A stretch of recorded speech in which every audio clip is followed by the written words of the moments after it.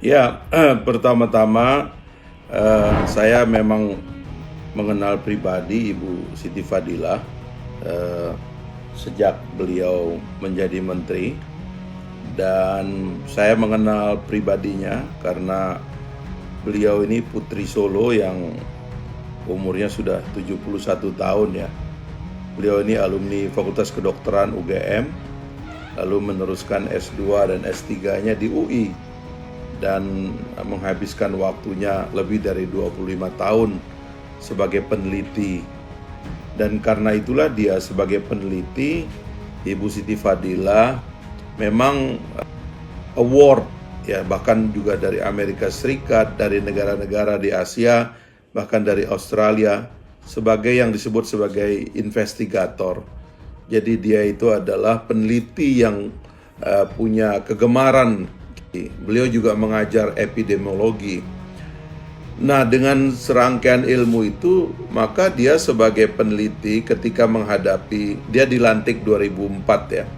Lalu kita tahu 2003 itu sudah ada avian influenza.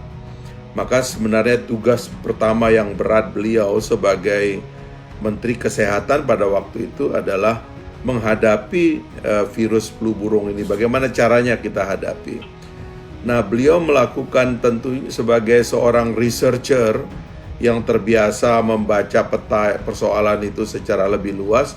Begitu dia mapping kasus ini, dan ketika beliau sedang menghadapinya sebagai menteri, beliau menemukan ada kejanggalan begitu, ya. Dan di antara kejanggalannya itu adalah karena ada mekanisme yang disebut dengan GISN, itu Global Influenza Surveillance Network, yang dia curigai ini lembaga sebenarnya dipakai aja oleh perusahaan-perusahaan obat dunia untuk menyedot wild virus, istilahnya itu virus liar itu, yang dari mana negara yang ada terkena virusnya itu disedot lalu dibuat menjadi seed virus namanya. Nah, seed virus ini atau benih virus inilah yang kemudian dipakai untuk memproduksi vaksin, dan vaksin itu kemudian dijual ke negara-negara miskin, negara-negara berkembang, tanpa kita punya hak untuk mengakses data-data virus itu. Padahal kalau kita punya akses untuk mengakses data virus itu, maka kita sendiri bisa memproduksi virus itu. Kita punya lembaga biologi molekuler seperti lembaga Ekman yang pendirinya dulu adalah orang Hindia Belanda sebelum Republik terbentuk, dan menjadi penerima hadiah Nobel karena melakukan riset terhadap penyakit beri-beri. Kita juga punya lembaga Pasteur di Bandung yang sekarang kemudian menjadi salah satu BUMN, salah satu produsen terbesar vaksin juga di Asia ini, namanya Bio Farma. Nah, tetapi karena ada mekanisme wild virus itu dibawa aja ke luar negeri, ya kan, atas nama WHO dan sebagainya. Lalu kita tidak punya akses untuk mengetahui sebenarnya virus itu apa. Lalu kita kemudian juga tidak mampu tidak punya akses untuk membuat vaksin. Dan kita hanya menjadi pembeli vaksin. Inilah yang menyebabkan kemudian menemukan ini, Ibu Siti bertanya, loh kok kalian main ambil aja, kami yang jadi korban kok virusnya kalian main ambil aja. Nanti begitu kalian habis ngambil, kami juga jadi beli vaksin ke kalian tanpa punya share, padahal vaksin itu berasal dari negara kami, berasal dari strain kami. Nah, kira-kira Ibu Siti Fadilah itu cuma datang dengan pertanyaan itu kepada WHO, lalu kemudian kelabakan itu negara-negara yang selama ini mendominasi WHO itu. Nah, kita sekarang kembali ke hari ini gitu. Perdebatan tentang WHO versus negara-negara yang menganggap WHO tidak transparan masih terjadi. Dan kebetulan sekarang ini yang menganggap WHO tidak transparan itu Amerika Serikat. Bahkan terakhir itu kita tahu pernyataan resminya Mike Pompeo diperkuat oleh Presiden Donald Trump dan juga diperkuat oleh juru bicara dari Department of State di Amerika Serikat, resmi mengatakan bahwa virus ini adalah produksi manusia yang diproduksi di lab vaksin atau lab virus di Wuhan, lalu kemudian menyebar ke seluruh dunia dan menyebabkan seluruh dunia ini terkena. Nah, Indonesia ini adalah negara yang usianya dalam perdebatan pandemi, epidemiologi dan sebagainya itu cukup tua gitu untuk tidak terlibat. Dan karena itu, karena suara beginian ini nggak terdengar sama sekali sekarang, karena menteri-menterinya sibuk ngurusin yang hari-hari, Menteri Kesehatannya juga demikian. Saya mengusulkan usia Ibu Siti sekarang sudah 71 tahun. Ya kan, beliau perempuan dari Solo, sudah tua, ya kan, dianiaya. Saya tahu ini adalah penganiayaan oleh mereka-mereka yang menjadi kaki tangan asing menyerang beliau. 2004 beliau jadi menteri, 2005 ada kasus besar di Aceh, ya kan, kasus musibah. Lalu kemudian ada pengadaan alat yang kira-kira total pengadaan itu cuma 15 miliar.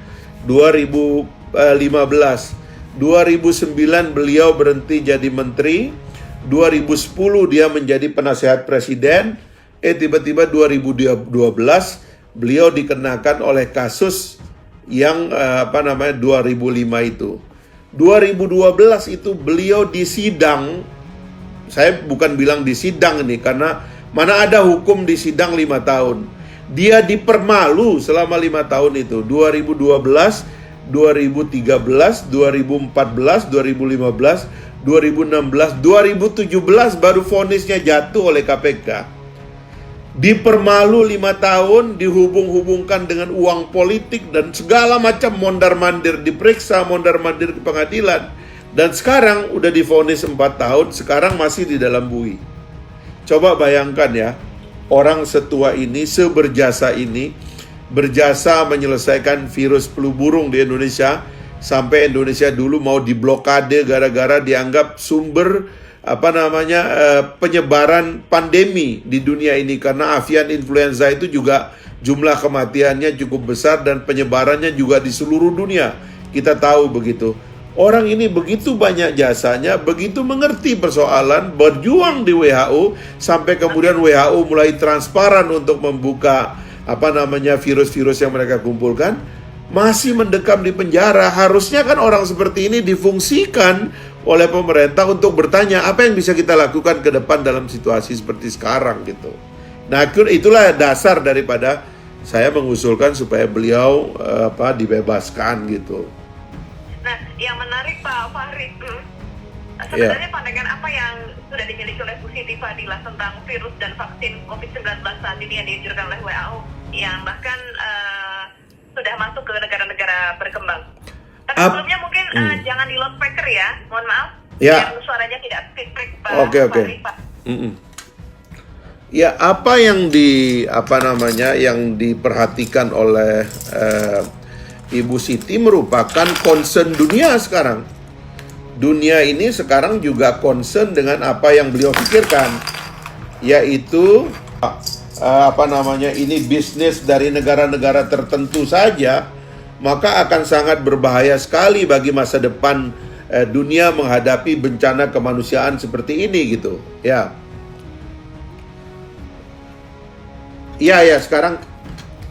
Sekarang gimana ya? Jadi beliau meminta transparansi sebagaimana beliau menggugat transparansi waktu kasus avian influenza. Sekarang juga WHO harus transparan dalam kasus COVID-19 ini gitu, karena ini kan kelanjutan juga dari SARS kan. Sekarang kan ini kan disebutnya SARS-CoV-2.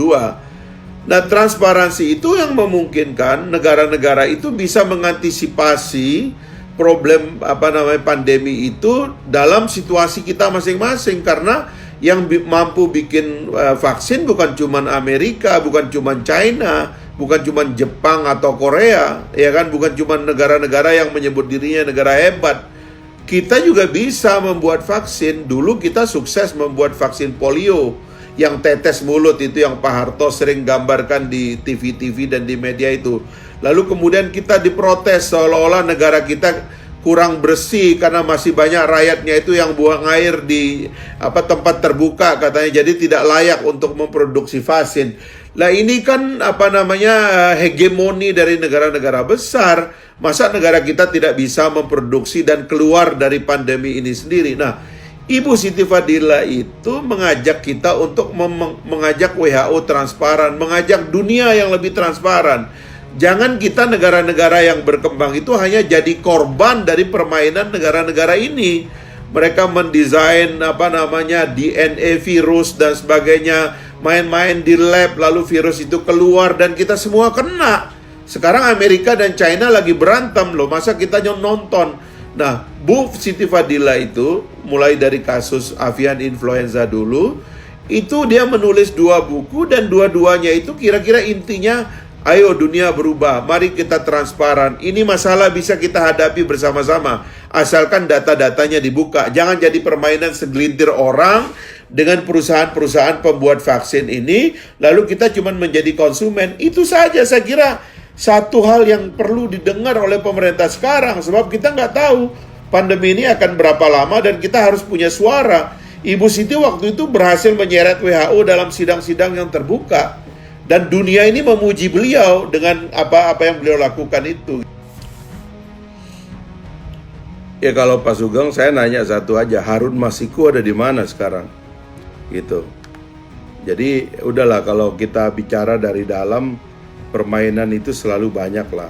Makanya saya mencurigai, kenapa kok orang semangat betul ingin memenjara Ibu Siti Fadila sampai dia dipermalu 5 tahun mandir dipanggil. Ya dugaan saya ini bukan persidangan hukum, orang ingin menghajar beliau karena kerja-kerja besar beliau untuk membela nama bangsa di forum-forum internasional. Saya melihat dengan mata kepala saya sendiri bagaimana hukum itu dipakai untuk mengejar lawan-lawan politik di negeri ini gitu. Dan itu diantara problem hukum yang kita belum bisa selesaikan, karena hukum kita masih pandang bulu, hukum masih dipakai untuk menyerang orang-orang tertentu ya. Ini sekarang lagi ada kasus Said Didu ngelawan seorang pejabat itu, ya kan? Proses pelaporannya dengan prosesnya itu berhitung hari, sebentar udah jadi tersangka dan bisa-bisa sebentar lagi itu orang dijemput. Sudahlah, ini kita tahu lah main-main ini. Tapi Mboya terhadap Ibu Siti Fadila, seorang perempuan dari Solo, lulusan UGM, umur 71 tahun, punya jasa dan berteriak untuk mengetahui apa sebenarnya yang harus dilakukan untuk menghentikan bencana kemanusiaan yang sekarang sedang terjadi di dunia ini. Harusnya Presiden itu mendengar beliau, supaya Presiden juga bisa ambil bagian dalam advokasi internasional untuk menyelamatkan manusia dari bencana kemanusiaan yang sekarang ini ada gitu. Bukan untuk apa-apa gitu. Apalagi sekarang, kenapa sih menteri itu menteri kehakiman atau menteri hukum kan sudah membebaskan, ada begal, ada maling, ada apa dibebaskan, bahkan ada yang maling lagi segala macam. Kenapa ibu-ibu umur 70 tahun, 71 tahun ini tetap ditahan di penjara? Apa masalahnya? Ya kan? Nah, itu yang saya bilang, kenapa Indonesia tidak merdeka dari tekanan-tekanan. Saya ini banyak informasi di belakang yang saya nggak mau omongkan karena ini saya dengar langsung dari lawyernya Ibu Fadila dan sebagainya, yang sebenarnya intinya adalah kita ini ditekan untuk tidak mendengar suara-suara baik dari orang seperti Ibu Siti Fadila. Ibu Siti Fadila bukan penjahat, ya kan? Apa sih yang dia lakukan sehingga kemudian dianiaya begitu lama oleh para penegak hukum ini? Saya nggak ngerti gitu loh.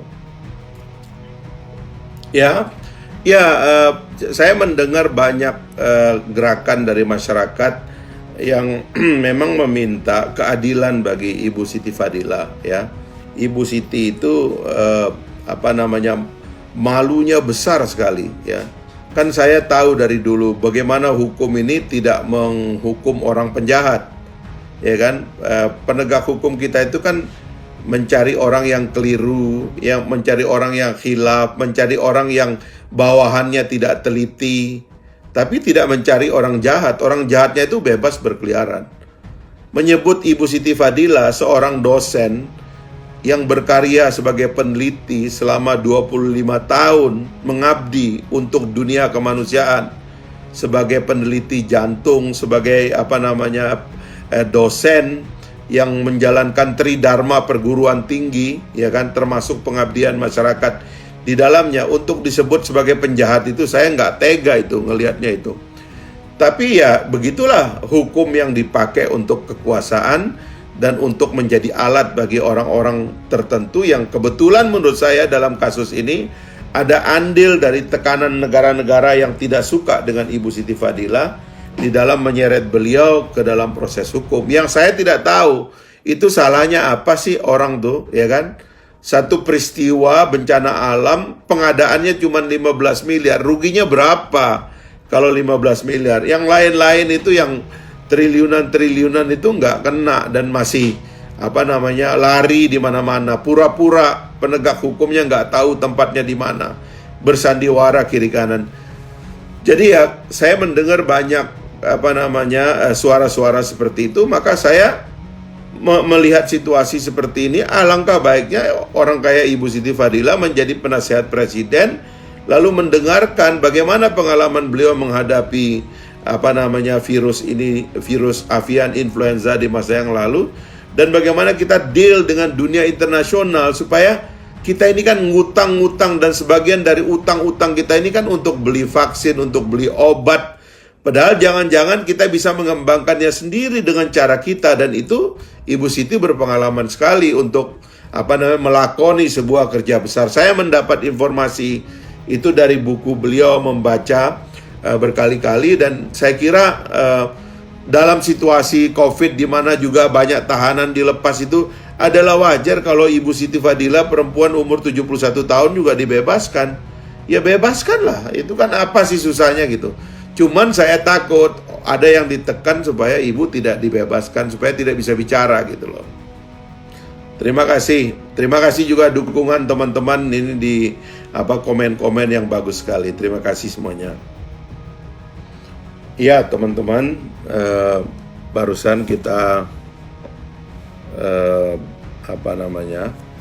live dengan Radio El Sinta. Kita menyuarakan sedikit ya tentang seorang putra bangsa yang sekarang ini sedang mendekam ya di penjara. Ya, saya berharap akan ada keadilan bagi dia. Bahkan saya berharap Presiden Jokowi yang tidak terlibat di dalam memenjarakan beliau itu memberikan rehabilitasi kepada Ibu Siti Fadilah. Ya, terus terang saya mengenal Ibu Siti Fadilah, ya, nggak tega menyebut beliau itu sebagai penjahat. Ya, orang yang sangat santun, sangat baik, putri Solo, ya, seorang ilmuwan yang hari-harinya itu hidup dengan rezekinya sebagai dosen, sebagai pengajar gitu. Jadi dan situasi seperti ini gitu, ketika beliau adalah orang yang paling berpengalaman menghadapi avian influenza ketika menjabat sebagai menteri selama 5 tahun periode 2004-2009 gitu. Jadi adalah wajar kalau beliau didengar kembali, dibebaskan dia dari penjara, lalu dibiarkan dia untuk berbicara. Bagaimana dunia menghadapi ini? Dunia pernah bertekuk lutut kepada keinginan beliau, sehingga menyeret WHO dalam sidang-sidang terbuka untuk transparan dengan sharing virus yang dilakukan dan dikoordinir oleh lembaga-lembaga yang mengatasnamakan diri adalah WHO. Padahal lembaga-lembaga ini adalah kaki tangan swasta yang pada akhirnya kemudian memproduksi virus yang akhirnya kita sendiri sebagai sumber dari wild virusnya itu, kita sendiri juga harus beli ya dengan harga yang tinggi. Dan sekarang ini juga kita lagi berutang di dunia ini juga untuk beli virus, untuk beli vaksin.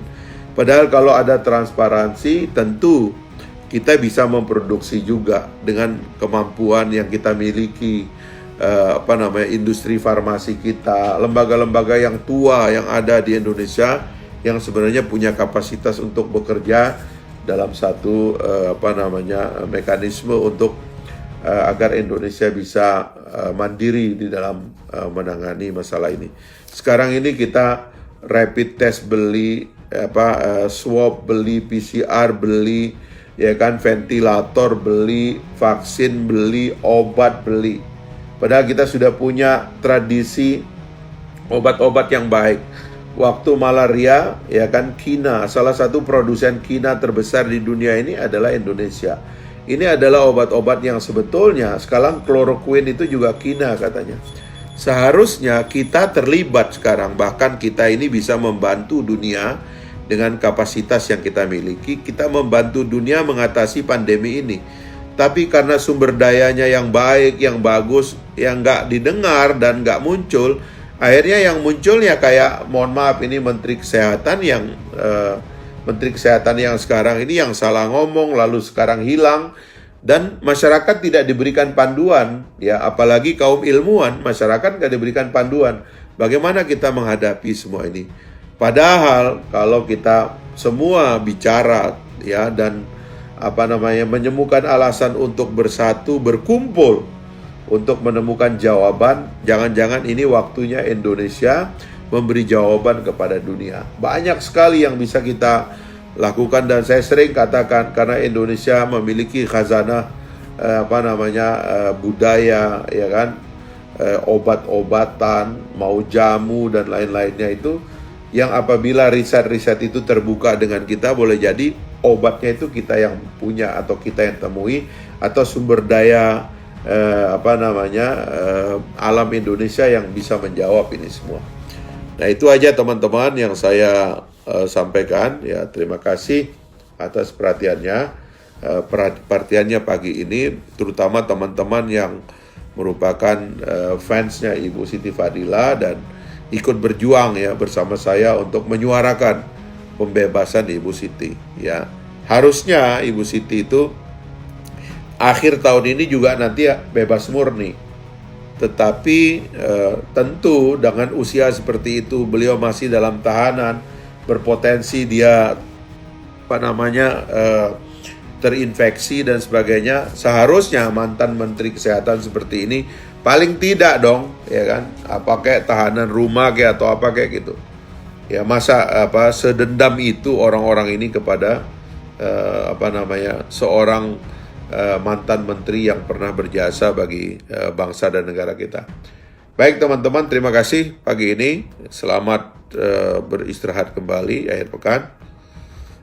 Semoga kita semua juga menjaga kesehatan kita. Jangan frustrasi, jangan terkunci.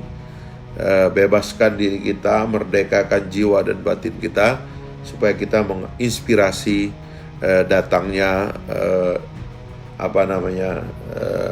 ilham atau semangat, ya, tentang bagaimana kita menghadapi hari-hari yang sulit ke depan ini.